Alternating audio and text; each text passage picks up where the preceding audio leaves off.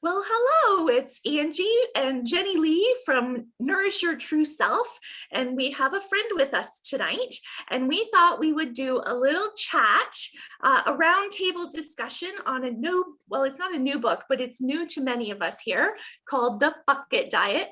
Oh, I probably should have put a PG-13 situation going on in here.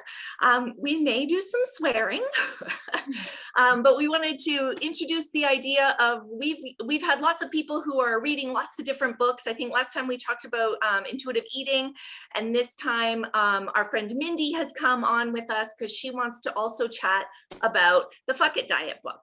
Thank you, Mindy, for joining us. No problem. Hi. Hey. Hi. So Mindy, tell us a little bit about your journey and how you got to the Fuck It Diet book. Probably in my teens, early 20s, mostly after I had my first child, which I was 21. That's when I started dieting. So I started Weight Watchers because I wanted to lose the baby weight. And then it was a constant yo-yo up until this point, and I'm now 44. So constant yo-yo of weight going up, weight going down, just engrossed in the diet culture all the time. Different kinds of exercises, different kinds of food. So from Weight Watchers to macro counting, to my son tried me on keto. I tried fasting, all of the above, pretty much. I tried, didn't work. And I'm not back up all the way, but pretty close to where I was before I started the last round of Weight Watchers. So then I was introduced to this book. The book. And how did you feel about your introduction to the book? At first it was very scary because you like, first of all, you don't know what it's about. And I was listening to it, so I would listen to it when I was driving. And at first you're like, oh, this is not, at first it's scary because you're like listening and you're going, holy crap, I'm going to gain everything back. I'm going to eat the world. I'm going to do all this and that. So, then I listened to it again. So this is my second time through, and it makes perfect sense. Really, like, diets don't work. And I believe that now. And it's weird to say that because I'm still kind of in the process, but yeah.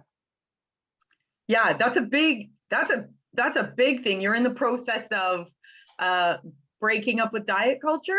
Is that what we would say? And my scale and looking in the mirror and liking what I see. Mm-hmm. Instead of and not having so many restrictive foods. I've been eating a lot of ice cream, a lot of chips, and trying to figure out when I'm hungry and when I'm not hungry and what I'm hungry for. Right. And those kinds of things instead. So, because it's not always, I'm not going through the drive-thru every day, but sometimes I want the drive-thru, whereas sometimes I want a salad. It just depends on what I'm craving and what I'm thinking, right? So, yeah. And I think one of the things that Caroline does in the book, in a really nice way, she does talk about the science of the yo-yo dieting and why it doesn't work, right? We all heard, oh, dieting doesn't work. We all heard it, but then we'll try the next one because we're desperate for something to work. Yeah. But she goes through the science in a really nice way that's a little bit easier to read because she swears and says duh while you're reading it. But she gets to the good stuff. It's not just hearsay. Like she cites the same stuff, and it's really nice and encouraging. And encouraging to know that she's backing this up with information. It's not just opinion. Yes, yeah. Because even she went into about how pointing out this doctor told her to do this diet, and then this doctor told her to do this diet, and then all the foods that each of those diets listed off all contradicted each other. So she might as well have not have even eaten anything because all of that was bad. Right. So, yeah. Yeah, it's cool. Like, she not only cites research and stuff, but she uses her own story and experiences to give some really good examples of how we might see it playing out in our own lives. Yes. Yeah. Like even the first thing she talks about the famine mode, and then she talks about that experiment that they did back in the wartime. I can't remember the name of it, but she did that. She talks about that, and you're just like I'm literally driving going, oh my gosh. Yeah. And in case people missed it, In case people missed it, Mindy, you said driving because it's available on Audible. So you've been Audible. listening to it, Yeah, right? that's where I listen to it. So Yeah. just in case people missed that, you can get the actual book copy, but it's also available on Audible. Yeah. And so you're listening and all of a sudden things are just like, yeah. Well, yeah, your because you're like, mind. oh my gosh, that's so me. Oh my gosh, that's so me.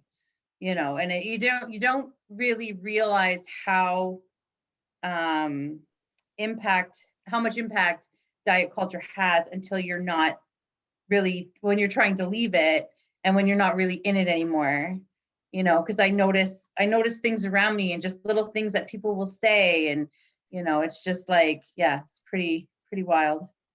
So it sounds like she opened your eyes to like some small but subtle things that you didn't even realize were happening around you. And then once you read it and it was like this aha, now you can't stop seeing it. Yes. Well, yeah. And I'm hoping that does go away, but like, it's just, even talking to family or friends or whoever, they're just like, well, what about this? But what about this? And just like, so, and then she does talk to you near the end of the book on how to like discuss those kinds of things with other people. Like, this is my journey now, accept my journey, you know, kind of thing. So I'm not going to let myself go and be, you know, eat the world, but you know, having a better relationship with food and the scale and what's in the mirror is what I want over stressing over the food all the time and worrying about when I'm going to eat and why I'm starving and all the binging and right? Like, so, because that's what happened. You'd starve all week. And then on Saturday night, you're like, give me all the food. Right. And then you feel like poo and you want to, I'm going to start again on Monday. Right. Same process all the way through. It's also really nice to know that as you read that, other people, like she's talking about clients and students and herself, that other people, and then gives the biology about you're not weird, there's nothing wrong with you, that's the normal response. And knowing that the strive for health, which is really the strive for weight loss, is actually not working because all that stuff isn't healthy. So letting go of that stuff actually encourages the health that we're seeking. Yeah, not having the stress. Yeah, the stress level. My stress level, I have my moments because it's a process, but my stress level about food is definitely a lot nicer. And I think Craig, my partner, has also noticed that I'm not quite as, well, I can't have that. I'm not going to eat that, whatever. He'll be like, oh, hey, let's go get a hot dog at the hot dog stand down the road or whatever. And he won't have to worry about me going, oh, I can't have that. Right. So it's kind of nice in a way that I can make recipes that I have saved in my Facebook folders for, like, you know, the cheat day meal. Right. And whereas now I can make it tonight if I wanted to, and I don't have to worry about it, you know. I love that, Mindy. You're sharing like this like new relationship you said with food, but also we talk about a lot body trust, and sometimes people are like, what does that mean? But it's so cool because you're talking about learning to trust your body. Like, do I want the ice cream or a salad? And let me think about that a little bit. And let me imagine I was eating one over the other and decide what I really want versus what the world tells me I should. Yeah. And so that's really cool. Body trust, to listen to your body and not only changing your food. And like you said less restrictive foods. Like, it sounds like you have way more food freedom as well. More of eating what feels and tastes good to you rather than what we think we should be eating. And when I'm hungry and when I'm not hungry and things like that come up too. So, because if like the one day I was eating lunch and I had to go to work and I knew I kind of wasn't hungry, but the food didn't taste good because I realized I wasn't really hungry. So whereas another night I came home from work and I ate all the food because I was starving and it was delicious, right? So you know, because you were probably busier that day and you worked up more of an appetite. So you kind of notice when you're actually hungry and when you're not hungry. And I'm noticing, like, back when I was binging, for example, I could probably eat the entire bag of chips because I had starved myself all week with my salad and my little tiny piece of chicken. And I ate the whole chips on the weekend. Whereas now Craig will bring out the chips and I'll be like, oh, I've had like 15. I'm good. You can, you know, then he finished the chips, but whatever, right? Like, who cares? Yeah. Oh, that's so cool. I kind of notice when I'm like, I don't really want the chips anymore. So thanks. Right. So that's where I find is the biggest difference. That's so cool. And those are definitely some examples and things that she gives in the book, not necessarily the chip thing, but when you can start to trust it, you'll finally realize like your body won't want the whole bag of chips forever. And sometimes it will, but that won't be the always thing, right? But it says you just kind of got to give up this idea that you're going to eat the world and know that when your body is fed and given what it wants and what it needs, that and you can start to trust and have a relationship. That's not how it works at all. It's weird because a lot of people will start and be like, oh yeah, I'm gonna eat everything. I thought that, and I don't eat everything. So well, and it's also really interesting to notice that as you go through the process, and it is still quite new, you notice things like it tastes different depending on how hungry I am, or how I feel hungry and where I feel hungry, and how do I even notice what I'm hungry for. Like that's part of the process and the journey. It's quite exciting. I find I always smile. I had Weight Watchers snacks left over from when I was following the program, and I'm like, oh, I'll just have one of these because like they're here, it's chocolate, whatever. It's actually disgusting. Whereas when I was on Weight Watchers, it was like, this is so good. My little 2-point piece of chocolate that's like this big.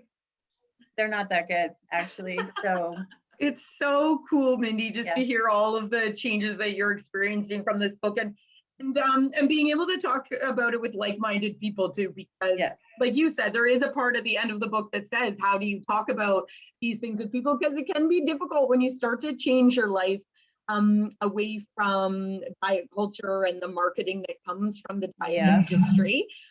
Some people might wonder, what are you talking about? Or why does your cart look different at the grocery store lately? And so I just want to say thanks for coming on and sharing a little bit of your journey so far with the Bucket Diet book by Caroline Dooner. And because I think people need to just know that they're not alone in it, and that and that there's people out there, like-minded people thinking the same things, and a chance for you to share. I get excited when people want to share this shift thing, and can I come and share that with you and Angie? And I'm like, yes, please come and share it. And so that's wicked awesome. Thanks so much, Mindy. Is there anything else you want to let us know about the book or your experience with it? Just read it. Just give it a chance.